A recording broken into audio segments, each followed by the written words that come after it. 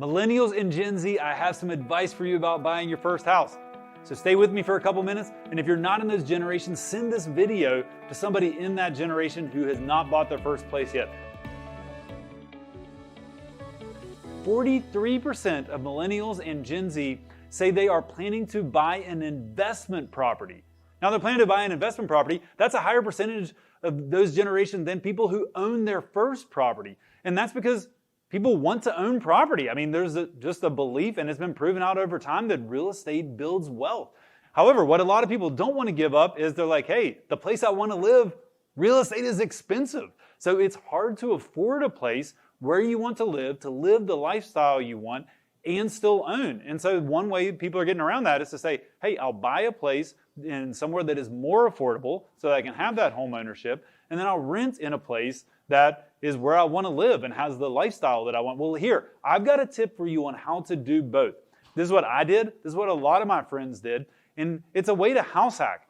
It's to buy a place for yourself where you want to live and have roommates or rent part of it out. Some of you may be thinking, oh man, I don't want to have a roommate. I've gotten to the point where I don't have to anymore. And yeah, you may not want one, but it is a really great way financially to start your real estate journey, because there are big advantages of buying a house that you're going to live in versus buying an investment property. You can do it with a way smaller down payment, so you don't have to save up as much. You don't have to put as much into that property, and you get better financing. It's not as risky a loan for the bank, so the interest rates and the costs are better for a primary residence than they are for an investment property. And you don't have to have those roommates forever. I'm so thankful to my wife that she was up for this, but man, our first 3 years of marriage, I think we had 5 or 6 different people that lived with us.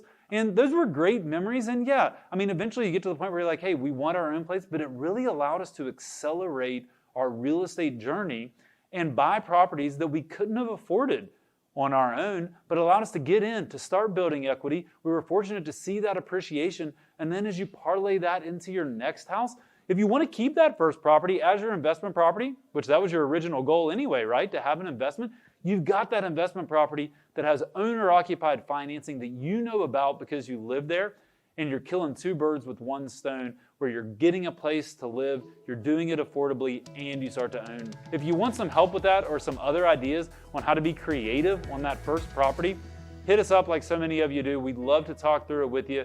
Thanks for watching. We'll see you guys again next week.